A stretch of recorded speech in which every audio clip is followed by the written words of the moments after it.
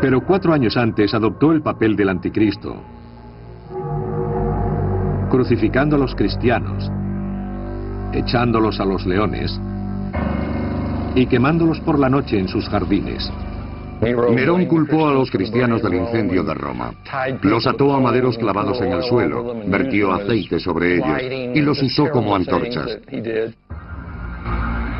Tan poderoso y horrible era Nerón que algunos creyeron que resucitaría de entre los muertos, como Cristo. Existe una línea de interpretación de este texto, que Nerón regresaría como se esperaba que lo haría Jesucristo.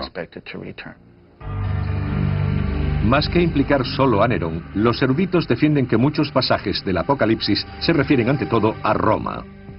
Juan usa 3 símbolos principales para destacar lo que es erróneo o malo en la sociedad romana.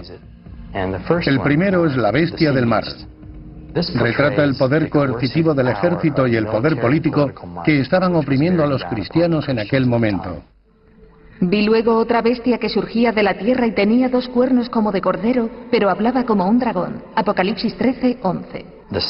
La segunda forma de mal que él ve es cuando se usa la religión en apoyo del estado maligno. Y él usa esto como la bestia terrenal. También se le llamaría más adelante en el libro el falso profeta. Es la religión usada en un sentido falso. Si le piden ir a la plaza del pueblo, poner incienso sobre un altar y decir salve al dios César, pero no cree que César sea un dios, entonces tiene un problema.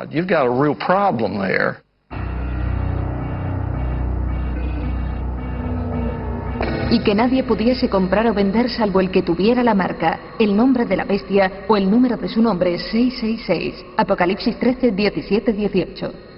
La tercera forma de mal sería la seducción económica que obviamente puede ejercer un tremendo poder coercitivo sobre el pueblo.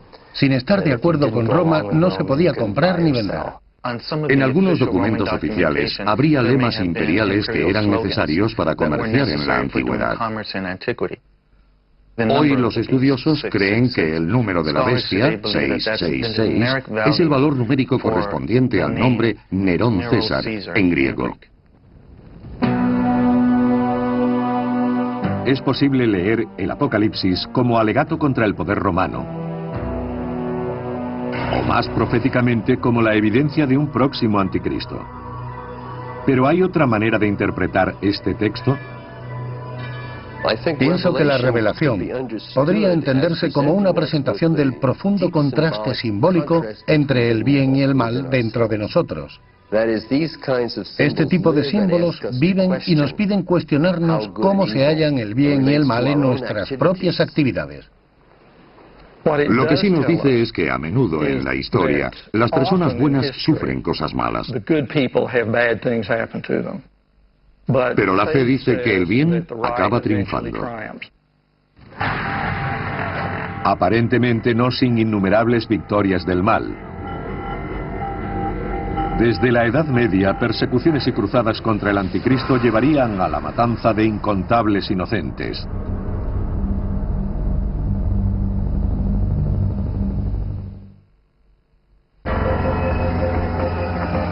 La palabra anticristo se ha usado a lo largo de la historia para demonizar desde papas y presidentes hasta cantantes pop. Ha sido un grito de llamada y una sentencia de muerte. Levantando pasiones mortales y divinas. Y aún así el anticristo, quizás la palabra con más significado del léxico cristiano, se esconde en la Biblia, donde aparece solo unas pocas veces en pasajes menores.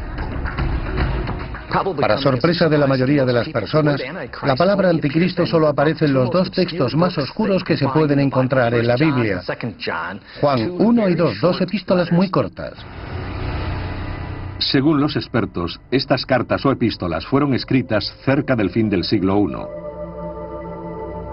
Durante este periodo, los cristianos discutían duramente entre ellos acerca de si Jesús, el Hijo de Dios, había existido realmente. Pero todo espíritu que no confiese a Jesús venido en carne, ese no es de Dios, es del anticristo. Juan 1:4-3. Y él los define según los que niegan la humanidad de Jesús. Así podemos ver que este texto está en contra de la versión gnóstica de la cristiandad. El gnosticismo era un movimiento religioso y filosófico que amenazó con dividir a la joven cristiandad. Las epístolas de Juan retrataron a quienes no aceptaban que Jesús era el Hijo de Dios y que tuvo forma humana, como representantes de la falsa doctrina y de la figura del anticristo. El sentimiento del anticristo de las epístolas de Juan pudo transformarse en un anticristo maligno de carne y hueso. Piense en la figura del anticristo como una especie de imán que atrae textos y figuras dispares a unirse gradualmente en una gran leyenda, que en sí misma no está presente en las Escrituras. Cuando los cristianos tuvieron un sentido mayor de que Jesús era Dios en la tierra, el contraste, que es el enemigo del hombre, también queda más evidente y se desarrolla quizás como una especie de lado oscuro.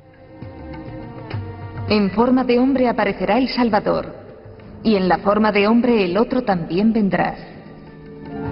Por primera vez surge un retrato en carne y hueso del anticristo. Pero este pasaje no es de Daniel, el Apocalipsis o las epístolas de Juan. Fue escrito en el 202 por Hipólito, un prolífico teólogo de la Iglesia primitiva. En su tratamiento de Cristo y el anticristo, Hipólito reúne las ideas sobre el anticristo que prevalecían en la Iglesia de entonces, incluso una creencia que serviría como pretexto para derramar mucha sangre a través de los siglos, que el anticristo, como el propio Cristo, sería de origen judío, de la tribu de Dan. Ese elemento, que el anticristo es judío y es aceptado por los judíos, fue uno de los elementos presentes en muchas de las persecuciones posteriores sufridas por los judíos en la historia. Durante las cruzadas el nombre del anticristo se invocaría para remover el odio contra musulmanes y judíos.